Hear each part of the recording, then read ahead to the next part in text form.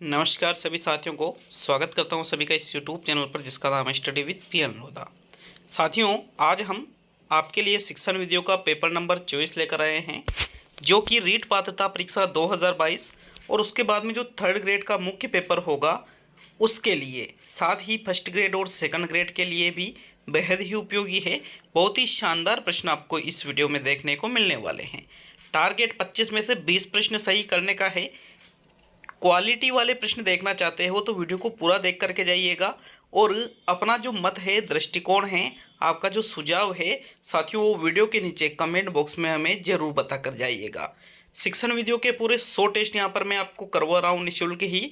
24वां test है, इसके बाद 76 टेस्ट अभी और आपके बाकी है। Hindi, teaching method, psychology, Rajasthan GK, सभी के 100 टेस्ट है और राजस्थान जीके 6 से 12वीं तक की किताबों से है। 100 तो कला से और 100 ही राजस्थान जीके के टेस्ट।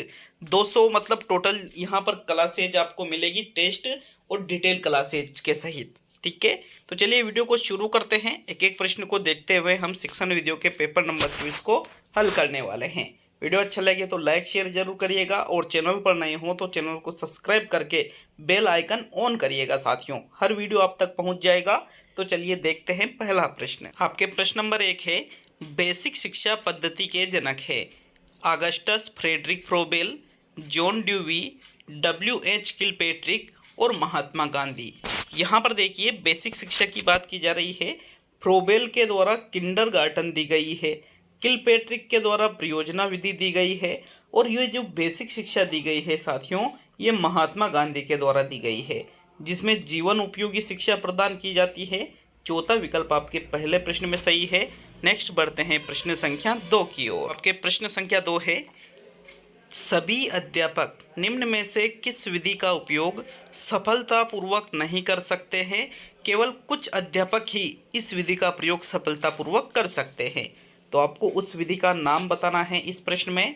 व्याख्यान विधि, रंगमंच अभिनय विधि, आदर्श नाट्य पाठ विधि और इनमें से कोई नहीं। तो इनमें से कोई नहीं वाला विकल्प आपका आंसर नहीं होता है, इस विकल्प को हम हटा देते हैं। साथियों देखिए, यहाँ पर प्रश्न जो पूछ रहा है आपको उसी के अनुसार उत्तर देना है। तो दूसरे प्रश्न में आपका कौन सा विकल्प सही रहेगा साथियों? विकल्प नंबर 1, जो व्याख्यान प्रणाली है। हालांकि व्याख्यान प्रणाली अध्यापक केंद्रित प्रणाली होती है, ठीक है, इसमें अध्यापक सक्रिय रहते हैं, छात्र निष्क्रिय रहता है। लेकिन आपने देखा होगा कि जो व्याख्यान प्रणाली है इसमें कोई अध्यापक ऐसा होता है जो किसी भी बिंदु को अपने व्याख्यान के माध्यम से बहुत ही स्पष्ट कर देता है छात्रों के सामने। और कई सारे अध्यापक ऐसे हैं जिनमें ज्ञान की कमी नहीं है, लेकिन वो छात्रों को उस चीज़ को समझा ही नहीं पाते हैं। तो साथियों ये तरीका होता है सबका अपना अपना। कौन सी विधि में? व्याख्यान विधि में। पहला विकल्प आपके दूसरे प्रश्न में सही है। नेक्स्ट आगे बढ़ेंगे प्रश्न नंबर 3 पर। तो तीसरा प्रश्न देखते हैं। आपके प्रश्न नंबर 3 है, प्रयोग प्रणाली किस शिक्षण की विधि है? नाटक शिक्षण की, गद्य शिक्षण की, पद्य शिक्षण की और रचना शिक्षण की। देखो प्रयोग प्रणाली की बात की जा रही है। बताओ भाई प्रश्न नंबर 3 में कौन सा विकल्प आपका सही रहेगा? पद्य शिक्षण में प्रयोग प्रणाली का प्रयोग नहीं किया जाता है, ना ही गद्य शिक्षण में किया जाता है साथियों, बल्कि नाटक शिक्षण के अंतर्गत प्रयोग प्रणाली काम में लाई जाती है। हालांकि नाटक किसका ही एक प्रकार है, गद्य के अंतर्गत नाटक आता है। लेकिन फिर भी अगर नाटक शिक्षण दे रखा है तो वहाँ पर आपको नाटक शिक्षण को ही सही करना है कि प्रयोग प्रणाली यहाँ पर नाटक शिक्षण में प्रयोग में लाई जाती है। विकल्प 1 आपके प्रश्न नंबर 3 में सही है। नेक्स्ट आगे बढ़ते हैं प्रश्न नंबर 4 पर। तो आपके प्रश्न नंबर 4 को देखते हैं। आपके चौथा प्रश्न है, व्याकरण की शिक्षा का आरंभ कब करना चाहिए? बालक के स्कूल में आने पर, वाचन पर अधिकार होने पर, लेखन पर अधिकार होने पर और भाषा पर अधिकार होने पर। तो देखो व्याकरण की शिक्षा की बात की जा रही है यहाँ पर। जब बालक स्कूल आता है तो स्कूल आते ही उसे हम व्याकरण नहीं पढ़ा सकते, क्योंकि उसके पहले तो हमको उसको पढ़ना लिखना सिखाना होगा साथियों। तो ये विकल्प आपका सही नहीं होगा। वाचन पर अधिकार होने पर, लेखन पर अधिकार होने पर और भाषा पर अधिकार होने पर। देखिए व्याकरण की शिक्षा आरंभ करनी चाहिए भाषा पर अधिकार होने पर, मतलब सुनना, बोलना, पढ़ना, लिखना सारी चीज़ें जब वो सीख जाए तब हमें व्याकरण की शिक्षा उसे देनी चाहिए। विकल्प 4 यहाँ पर प्रश्न नंबर 4 में सही है। नेक्स्ट आगे बढ़ेंगे साथियों प्रश्न संख्या 5 पर। तो चलिए पांचवा प्रश्न देखेंगे। यहाँ चौथे में चौथा विकल्प सही है। पांचवा प्रश्न क्या पूछ रहा है आपसे, प्रश्न नंबर 5 देखते हैं। छात्रों के शब्द भंडार में वृद्धि करने का उपाय है। शब्दकोश का उपयोग करना, छात्रों में स्वाध्याय की प्रवृत्ति को बढ़ाना, शिक्षक द्वारा अच्छे व नए शब्दों का प्रयोग करना और इनमें से सभी। शब्द भंडार में यदि हमको वृद्धि करनी है, किसके शब्द भंडार में, छात्रों के शब्द भंडार में, तो उसको हम शब्दकोश का उपयोग करने के लिए भी उसे देना चाहिए जो डिक्शनरी है। स्वाध्याय की प्रवृत्ति अगर बढ़ती है तो उससे भी शब्द भंडार में वृद्धि होगी। अगर शिक्षक अच्छे और नए शब्दों का प्रयोग करेगा तो उससे भी छात्र नए शब्द सीखेगा। अतः उक्त सभी प्रकार से छात्रों के शब्द भंडार में वृद्धि की जा सकती है। दूसरा विकल्प आपके प्रश्न नंबर 5 में सही है। दूसरा क्या, सॉरी, चौथा विकल्प उक्त सभी वाला, ठीक है, इसके लिए माफ़ी चाहता हूँ। चौथा विकल्प सही है आपके 5वें प्रश्न में। नेक्स्ट आगे बढ़ेंगे साथियों प्रश्न नंबर 6 की ओर। तो छठा प्रश्न देख लेते हैं। आपके प्रश्न नंबर 6 है, साइलेंट रीडिंग किसकी रचना है। डेचेंट की, स्मिथ की, ब्रायन की और पिंटर की। साथियों साइलेंट रीडिंग जो कि मौन वाचन पर बल देती है, यह रचना किसके बारे में बताती है, मौन वाचन के ऊपर बताती है। और यह जो रचना है साथियों ये ब्रायन के द्वारा लिखी गई है, ठीक है, ब्रायन की रचना है ये। तीसरा विकल्प आपके प्रश्न नंबर 6 में सही रहेगा। नेक्स्ट आगे बढ़ते हैं प्रश्न नंबर 7 पर। तो आपके 7वां प्रश्न है, उपचारात्मक शिक्षण के संबंध में कौन सा कथन सही है। यह निरंतर चलता है, तत्काल किया जाता है, निदानात्मक कार्य के पश्चात संभव होता है और इनमें से सभी।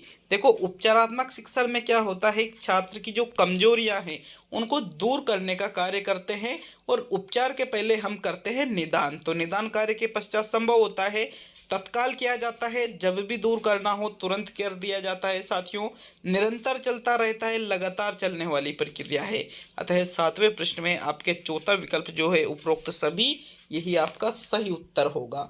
चलिए आगे बढ़ेंगे प्रश्न नंबर 8 पर। यहाँ 4th विकल्प सही है। तो 8वां प्रश्न देख लेते हैं। तो साथियों प्रश्न नंबर जो 8 है वो आपसे पूछ रहा है, गणित शिक्षण में अध्यापक को सदा किस सूत्र का प्रयोग करना चाहिए। अज्ञात से ज्ञात की ओर, सूक्ष्म से स्थूल की ओर, सरल से कठिन की ओर और इनमें से कोई नहीं।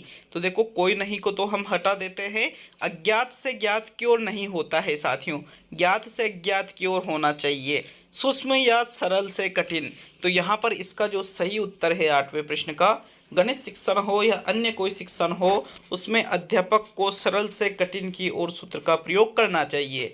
सरल से कठिन की ओर सूत्र क्या कहता है कि पहले बालकों को सरल चीज़ें सिखाई जाए और फिर धीरे धीरे कठिनता की ओर बढ़ना चाहिए, ठीक है। नेक्स्ट आगे बढ़ेंगे प्रश्न संख्या 9 पर। तो प्रश्न नंबर 9 को देखते हैं। गणित में पहचानना कौशल किसके लिए उपयोगी है। निरीक्षण करने के लिए, चित्र बनाने के लिए, वर्गीकरण करने के लिए और संग्रह करने के लिए। तो देखो ये भी मोस्ट इम्पोर्टेंट क्वेश्चन है। जैसे मान लीजिए कि ये रहा आपके गणित में यहाँ पर आयत, ये रहा आपके गणित में वर्ग। तो साथियों अगर छात्र इन आकृतियों को पहचान ले रहा है तो साथियों वो आसानी से बता सकता है कि भाई ये तो वर्ग है और ये आपके आयत है, तो यहाँ पर ये वर्गीकरण हो रहा है। अतः तीसरा विकल्प आपके जो प्रश्न नंबर 9 है इसमें सही आंसर होगा। 9वें प्रश्न में 3rd विकल्प सही है। नेक्स्ट बढ़ते हैं प्रश्न संख्या 10 पर। तो 10वां प्रश्न पढ़ेंगे। आपके प्रश्न नंबर 10 है, प्रारंभिक स्तर पर गणित शिक्षा का प्रारंभ होता है संख्या बोध के लिए, प्रमेय बीज के लिए, भिन्न बोध के लिए और संक्रिया बोध के लिए। देखो यहाँ पर प्रारंभिक स्तर की अगर हम बात करें, बच्चों को हम गणित की शिक्षा किससे आरंभ करते हैं, प्रमेय और भिन्न से तो नहीं करते हैं। पहला और चौथा 2 विकल्प आपके पास बच रहे हैं, संक्रिया बोध या संख्या बोध। मोस्ट इंपोर्टेंट क्वेश्चन है 10वें प्रश्न में। देखो नॉर्मली इस प्रश्न का कई जगह पर उत्तर पहला भी सही मिलता है और चौथा भी सही मिलता है। बहुत सारी किताबों वगैरह में इधर उधर संख्या बोध दे रखा है और कुछ जगह पर संक्रिया बोध भी दे रखा है। साथियों गणित शिक्षा का आरंभ हम बच्चों को डायरेक्ट ही अगर 1 2 3 4 से कराते हैं वो गलत माना जाता है, बल्कि उनको क्रिया आधारित होना चाहिए, खेल पर आधारित चीज़ें ला कर के उनको गणित सिखाना चाहिए। जैसे 10 छोटे छोटे कंचे लेके आ गए साथियों, अब उनको बच्चों के सामने रखा कि ये देख, ये कंचा मैंने एक रख दिया, फिर ये देखो 2 हो गए, ये हो गया 3 हो गया। तो इस प्रकार से ये चीज़ें हम उनको सिखा सकते हैं संक्रिया बोध के माध्यम से। मेरा मत यहाँ पर चौथे विकल्प पर जाता है। आप नीचे कमेंट बॉक्स में कमेंट करके बता सकते हो 10वें प्रश्न के लिए, लेकिन मैं जाऊँगा चौथे विकल्प पर। नेक्स्ट बढ़ते हैं प्रश्न नंबर 11 पर। तो 11वां प्रश्न है, गणित विषय का अस्थायी अधिगम होता है आगमन विधि में, विश्लेषण विधि में, निगमन विधि में और संश्लेषण विधि में। देखो, एक होता है स्थायी अधिगम और एक होता है अस्थायी अधिगम। स्थायी अधिगम लंबे समय तक चलता है और अस्थायी अधिगम कुछ देर के लिए होता है। साथियों, रटने पर आधारित जो अधिगम है वो अस्थायी अधिगम होता है, और रटना किस में होता है? निगमन विधि में होता है, क्योंकि इसमें चीज़ों को रटाया जाता है। रटंत प्रणाली एक तरह से आप इसको कह सकते हो कि पहले नियम को याद करिए, उसके बाद में आगे बढ़ेंगे। रूल याद नहीं है तो सवाल ही नहीं हो पाएगा। तो ऐसा अधिगम जो है वो अस्थायी हो जाता है और ऐसा निगमन विधि में होता है। आपके थर्ड विकल्प प्रश्न नंबर 11 में सही है। नेक्स्ट आगे बढ़ेंगे प्रश्न नंबर 12 पर। 11वें में कौन सा विकल्प सही है आपके साथियों? तीसरा विकल्प। तो आपके 12वां प्रश्न देखते हैं। आपके प्रश्न नंबर 12 आपसे क्या पूछ रहा है? उस मूल्यांकन को अच्छा माना जाता है जिसमें प्रश्न अधिक हो, लघुतरात्मक हो, वस्तुनिष्ठ हो या सत्य असत्य के रूप में हो। देखो, आपके 12वें प्रश्न में देखो क्या पूछा जा रहा है, उसको आप देख लीजिए और अच्छी तरह से इसका उत्तर दीजिए सोच करके। 12वें प्रश्न में जो आपका सही आंसर है, जो मूल्यांकन अच्छा है उसमें लघुतरात्मक या अधिक प्रश्न होना अच्छा नहीं माना जाएगा, सत्य सत्य के रूप में या वस्तुनिष्ठ। तो साथियों, वस्तुनिष्ठ के कई प्रकार हो सकते हैं, अतः आपके तीसरा विकल्प सही रहेगा। बेस्ट आंसर यही है। अच्छा मूल्यांकन उसे माना जाता है जिसमें वस्तुनिष्ठता पाई जाती है, मतलब जिसका सिर्फ एक ही उत्तर सही हो, वो कहलाता है वस्तुनिष्ठता। तो थर्ड विकल्प आपके 12वें प्रश्न में सही रहेगा। नेक्स्ट आगे बढ़ेंगे प्रश्न नंबर 13 पर। 13वां प्रश्न देखते हैं। तो आपके 13वां प्रश्न है, किस गुण के कारण परीक्षा में शुद्धता रहती है? वस्तुनिष्ठता के कारण, विभेदकारिता के कारण, विश्वसनीयता के कारण और वैधता के कारण। तो बताओ 13वें प्रश्न में आपके कौन सा आंसर सही रहेगा साथियों? शुद्धता की यहाँ पर बात की जा रही है। देखो, ये जो चारों ही चीजें हैं, विश्वसनीयता, वैधता, विभेदकारिता, वस्तुनिष्ठता, ये सारी ही क्या है साथियों? ये मूल्यांकन की विशेषता है। क्या है ये? मूल्यांकन की विशेषता। देखो, विभेदकारिता मतलब सामान्य, मंदबुद्धि, प्रतिभाशाली बालक में अंतर करना है। वैधता का मतलब होता है जिस उद्देश्य के लिए परीक्षण का निर्माण किया गया है, यदि वह उसका मापन करता है तो वो वैध है। वस्तुनिष्ठता का मतलब ये होता है कि किसी भी प्रश्न का सिर्फ एक ही सही उत्तर होना चाहिए। और विश्वसनीयता का मतलब होता है कि अलग अलग जो लोग कॉपी चेक करते हैं तो उनमें कोई यदि अंतर नहीं आता है तो वो विश्वसनीयता होती है। तो शुद्धता जिसके कारण बनी रहती है वो है वस्तुनिष्ठता, जिसका सिर्फ एक ही उत्तर हो, अलग अलग उत्तर नहीं है, तो उसमें विश्वसनीयता भी रहेगी। फिर उसमें साथियों वैधता और विभेदकारिता जैसे गुण भी समाहित हो जाते हैं। अतः विकल्प नंबर आपका 1 सही है प्रश्न नंबर 13 में। नेक्स्ट आगे बढ़ेंगे प्रश्न नंबर 14 पर। यहाँ प्रथम विकल्प सही रहेगा। आपके प्रश्न नंबर 14 है, पठन कौशल में आवश्यक है परोक्ष विधि, अर्थग्रहण, शब्द चयन और प्रत्यक्ष विधि। पठन कौशल का मतलब पढ़ने के कौशल से लिया जाता है, चीज़ों को जो हम पढ़ते हैं। तो इसमें सबसे ज़्यादा आवश्यक आपको बताना है कि क्या रहेगा। 14वें प्रश्न में जो सही उत्तर है आपके, पठन कौशल में अर्थग्रहण आवश्यक माना जाता है। जैसे आप किसी भी चीज़ को पढ़ रहे हो, लेकिन अगर आप उस चीज़ का अर्थ ही नहीं समझ रहे हो तो पढ़ने से क्या मतलब है। आपने देखा होगा कई सारे लोग इंग्लिश पढ़ तो लेते हैं लेकिन उसका अर्थ नहीं समझ पाते हैं कि ये कहना क्या चाहता है, तो वो फिर कुछ मतलब ही नहीं रखता पढ़ने न पढ़ने से साथियों। अतः पठन कौशल में अर्थग्रहण सबसे आवश्यक माना जाता है। जो चीज़ हम पढ़ रहे हैं उसका अर्थ भी हमें समझ में आना चाहिए। सेकंड विकल्प ही आपके 14वें प्रश्न में सही है। नेक्स्ट आगे बढ़ेंगे प्रश्न नंबर 15 पर। तो चलिए देखते हैं प्रश्न नंबर 15 को आपसे क्या पूछा जा रहा है। साथियों, प्रश्न संख्या 15 है, वाचन कौशल का उद्देश्य है सही व्याकरण वाली भाषा का प्रयोग, बालकों का उच्चारण अशुद्ध करना, बोलने में विराम चिन्हों का प्रयोग करना और इनमें से कोई भी नहीं। तो कोई नहीं को तो हम हटा देते हैं। साथियों, वाचन कौशल का ये उद्देश्य थोड़ी होता है कि बालकों का उच्चारण अशुद्ध हो। अशुद्ध करने के लिए थोड़ी वाचन कौशल करवाया जाता है, तो ये भी गलत है। पहला या तीसरा। साथियों, वाचन कौशल का जो मुख्य उद्देश्य है वो होता है सही व्याकरण वाली भाषा का प्रयोग करना। विकल्प 1 आपके प्रश्न नंबर 15 में सही है। नेक्स्ट आगे बढ़ेंगे प्रश्न संख्या 16 पर। देखो 16वां प्रश्न है आपके, निम्न में से वाचन कौशल विधि नहीं है। वर्णमाला पद्धति, ध्वन्यात्मक पद्धति, अक्षरबोध पद्धति और विधेयात्मक पद्धति। तो साथियों, वाचन कौशल के अगर हम विधि की बात करें तो वर्णमाला पद्धति के माध्यम से भी वाचन कौशल सिखाया जाता है। फिर ध्वन्यात्मक पद्धति के माध्यम से भी वाचन कौशल सिखाया जाता है। अक्षर बोध से भी हम वाचन कौशल सिखा सकते हैं, लेकिन विधेयात्मक पद्धति जैसी कोई विधि नहीं होती है वाचन कौशल की। अतः यहाँ पर चौथा विकल्प आपके सही रहेगा। आपको बता दूं कि रीट 2022 पात्रता परीक्षा में शिक्षण विद्या बहुत ज़्यादा पूछी जाती है। तो रीट पात्रता परीक्षा की तैयारी कर रहे हो तो बेस्ट है, यहाँ पर बेस्ट प्लेटफॉर्म में गारंटी देता हूँ इसकी।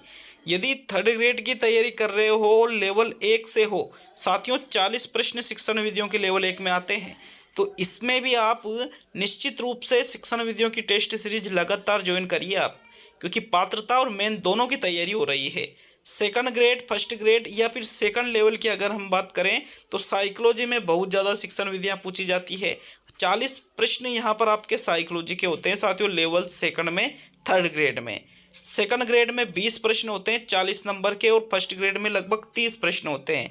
तो आप यहाँ पर निश्चित रूप से इन चीज़ों को जरूर पढ़िएगा। चलिए आगे बढ़ेंगे प्रश्न नंबर 17 पर। तो 17वां प्रश्न देखेंगे, मौन वाचन से वृद्धि लाई जा सकती है। शारीरिक विकास में वृद्धि लाई जा सकती है, नेत्रों की गति में वृद्धि लाई जा सकती है, लिखने की गति में वृद्धि लाई जा सकती है, या सुनने की गति में वृद्धि लाई जा सकती है। तो देखो, मौन वाचन मन ही मन में हम चीज़ों को पढ़ते हैं, मन ही मन में बिना बोले ही, ठीक है, उसको मौन वाचन कहा जाता है।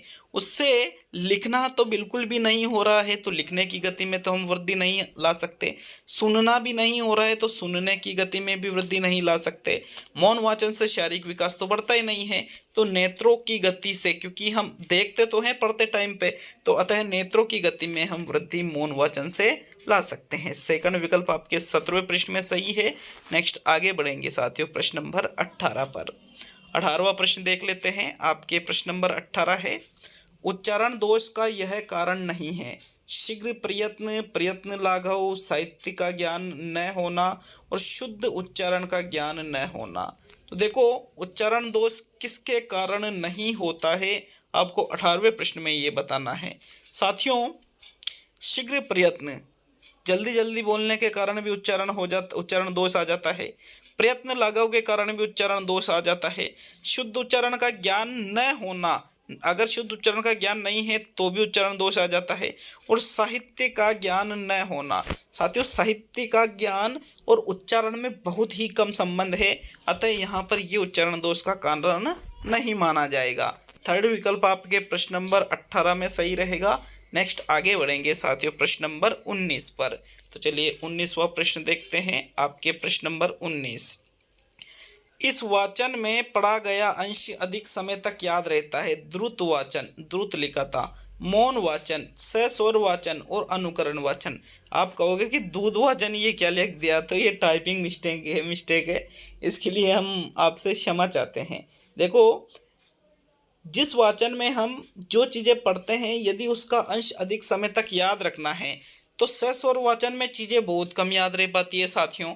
अनुकरण, मौन या द्रुत, तो द्रुत मतलब तीव्र गति से पढ़ते हैं, द्रुत है ये, वापस बता रहा हूँ, तीव्र गति से पढ़ते हैं तो वो भी कम याद रह पाती है, मौन और अनुकरण। 19वें प्रश्न में जो सही उत्तर है, अगर हमें किसी भी चीज़ों को ज़्यादा समय तक याद रखना है तो मौन वाचन सबसे बेस्ट माना जाता है। आपके सेकंड विकल्प सही है साथियों प्रश्न नंबर 19 में। नेक्स्ट आगे बढ़ेंगे प्रश्न नंबर 20 पर। तो 20वां प्रश्न देखते हैं, भाषा अधिगम में किन छात्रों को कठिनाई नहीं होती है? जिनके अभिभावक शिक्षित हो, जिसमें आत्मविश्वास की कमी हो, जिनका मानसिक स्वास्थ्य ठीक हो और जिनकी पारिवारिक स्थिति ठीक हो। साथियों, भाषा अधिगम की यहाँ पर बात की जा रही है, किन छात्रों को कठिनाई नहीं होती है। 20वें प्रश्न में अगर हम देखें तो जिनके अभिभावक शिक्षित हो उनको भी हो सकती है अधिगम में कठिनाई, तो क्योंकि कई बार अच्छे शिक्षित जो अभिभावक है उनके बालक भी कमज़ोर होते हैं, जिसमें आत्मविश्वास की कमी हो उनको कठिनाई होती है, ये भी गलत हो गया साथियों। तीसरा चौथा, जिनकी पारिवारिक स्थिति ठीक हो उनको भी कठिनाई हो सकती है, लेकिन जिनका मानसिक स्वास्थ्य ठीक हो, मानसिक रूप से जो अच्छे हो तो वो चीज़ों को जल्दी सीखते हैं। अतः तीसरा विकल्प आपके प्रश्न संख्या 20 में सही है। इस प्रकार के जो छात्र होते हैं मानसिक रूप से स्वस्थ, उनको भाषा अधिगम में कठिनाई लगभग नहीं होती है। 20वें में थर्ड विकल्प सही रहेगा। नेक्स्ट आगे बढ़ेंगे प्रश्न नंबर 21 की ओर। तो चलिए 21वां प्रश्न देखते हैं क्या पूछा जा रहा है। भाषा की पाठ्य पुस्तक में ऐसे पाठ चुने जाए जो बच्चों के संवेदना लोक के साथी बन सके, अनिवार्यतः मूल्यों से ओतप्रोत हो, संक्षिप्त हो और प्रसिद्ध लेखकों के हो। तो साथियों, भाषा की पाठ्य पुस्तक की अगर हम बात करें तो जरूरी नहीं है कि प्रसिद्ध लेखकों के ही हो, क्योंकि बहुत सी जगह पर ऐसे ऐसे पाठ भी वो लेखक लिख जाते हैं जिनको प्रसिद्धि नहीं मिल पाती, लेकिन बहुत सारे उनके अच्छे पाठ होते हैं। तो फिर ये तो गलत हो गया। संक्षिप्त हो ऐसा भी आवश्यक नहीं है। पहला या दूसरा विकल्प 21वें में सही आंसर है। बच्चों के संवेदना लोक के साथी बन सके ऐसी पाठ्य पुस्तक, ऐसी जो पाठ है वो पाठ्य पुस्तक, भाषा की जो पाठ्य पुस्तक है उसमें रखे जाना चाहिए। मूल्यों से ओतप्रोत होना चाहिए, लेकिन अनिवार्यतः शब्द यहाँ गलत कर देता है इसको। तो अतः पहला ही विकल्प आपकी 21वें प्रश्न का सही उत्तर होगा। नेक्स्ट आगे बढ़ेंगे साथियों प्रश्न नंबर 22 पर। तो 22वां प्रश्न, भाषा की कक्षा में समाचार पत्र पत्रिकाओं का उपयोग यह सुनिश्चित करता है कि बच्चों को मुख्य शीर्षक याद है, बच्चे प्रमाणित लेख, समाचार आदि पर अपनी प्रतिक्रिया देने की क्षमता रखते हैं, शिक्षण सामग्री का उपयोग हो रहा है और बच्चों की भाषा पर समाचार पत्र पत्रिकाओं का प्रभाव पड़े। तो 22वें प्रश्न को थोड़ा समझना पड़ेगा, थोड़ा घुमावदार प्रश्न आप इसको कह सकते हो। 22वें प्रश्न में देखिए, भाषा की कक्षा में जो समाचार पत्र पत्रिकाएं हैं हम उनका उपयोग करते हैं, तो इसका मतलब क्या है कि उनको मुख्य शीर्षक याद होना चाहिए।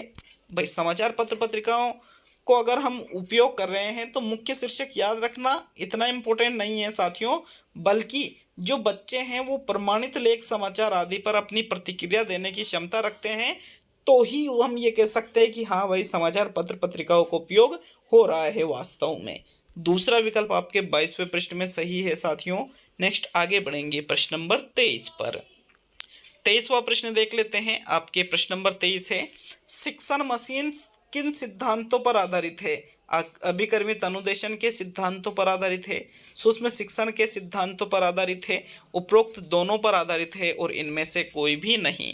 तो साथियों इनमें से कोई नहीं वाला विकल्प हम हटा देते हैं। जो शिक्षण मशीन है इसका निर्माण B.F. स्किनर के द्वारा किया गया था और स्किनर ने ही एक विधि दी थी, अभिकर्मित अनुदेशन विधि साथियों, जिसमें बालक स्वयं गति के माध्यम से सीखता है। स्वयं गति के माध्यम से सीखना इसकी प्रमुख विशेषता है अभिकर्मित अनुदेशन की। और इसके 4-5 प्रकार भी है, जैसे आरोही अभिकर्मित अनुदेशन, अवरोही अभिकर्मित अनुदेशन विधि, रेखीय अभिकर्मित अनुदेशन विधि, शाखीय अभिकर्मित अनुदेशन विधि, मैट्रिक्स अभिकर्मित अनुदेशन विधि। अभिकर्मित अनुदेशन से हर बार प्रश्न पूछा जाता है, विशेष तौर पे इस विधि को जरूर पढ़ लीजिएगा। पहला विकल्प आपके 23वें प्रश्न में सही है। नेक्स्ट आज का सेकंड लास्ट मतलब 24वां प्रश्न देखते हैं। तो आपके प्रश्न नंबर 24 है, चित्र विस्तारक यंत्र किस प्रकार की सहायक सामग्री है? यांत्रिक श्रव्य सामग्री, यांत्रिक दृश्य श्रव्य सामग्री, यांत्रिक दृश्य सामग्री और इनमें से कोई नहीं। तो आप इस कोई नहीं वाले विकल्प को हटा देते हैं साथियों। चित्र विस्तारक यंत्र, चित्र को बड़ा करने वाला जो यंत्र है साथियों वो सिर्फ दृश्य होता है। कैसा होता है? दृश्य होता है, श्रव्य या दृश्य श्रव्य नहीं होता है। तो अतः ये जो सामग्री है ये यांत्रिक दृश्य सामग्री के अंतर्गत आ जाएगी। विकल्प 3 आपके 24वें प्रश्न में सही है। अंतिम प्रश्न देखने से पहले छोटा सा निवेदन है, वीडियो को लाइक शेयर जरूर करिएगा और चैनल पर नए हो साथियों तो चैनल को सब्सक्राइब करके हमारा मनोबल जरूर बढ़ाइएगा। सब्सक्राइब करने के बाद में बेल आइकन ऑन कर लेते हो तो इससे आपको प्रत्येक वीडियो का नोटिफिकेशन भी आपके पास आ जाएगा। चलिए देख लेते हैं अंतिम और 25वां प्रश्न। कमेंट करके बताइए कितने प्रश्न सही हुए हैं। किसी प्रश्न में कोई त्रुटि होती है तो ज़रूर बताइएगा, अपने विचार बताइएगा। साथियों, प्रश्न नंबर 25, सतत एवं व्यापक मूल्यांकन का उद्देश्य नहीं है। मूल्यांकन को नियमित एवं समग्र बनाना, मूल्यांकन में रटने की बजाय समझने पर बल देना, मूल्यांकन में शिक्षक की भूमिका कम करना, मूल्यांकन में निदान व उपचार को प्रोत्साहित करना। प्रश्न सीधा सा है, अच्छे से पूछ रहा है कि क्या उद्देश्य नहीं है सीसी का। साथियों, नियमित और समग्र बने मूल्यांकन, ये इसका उद्देश्य है। रटने की बजाय समझने पर बल देता है। लेकिन तीसरा विकल्प कह रहा है शिक्षक की भूमिका कम करना। क्या इसलिए सीसी चलाया गया है ताकि शिक्षक की भूमिका कम हो जाए? ऐसा नहीं है। तो थर्ड विकल्प आपके गलत रहेगा। यहाँ पर यह मूल्यांकन का उद्देश्य नहीं है, यही आपका सही आंसर है। साथियों, 25वें प्रश्न में थर्ड विकल्प सही है। तो यह आज का वीडियो पूरा हुआ। मिलते हैं अगले वीडियो में। आपने वीडियो को पूरा देखा, इसके लिए दिल से आपको धन्यवाद दूंगा। साथियों, जय हिंद, जय भारत।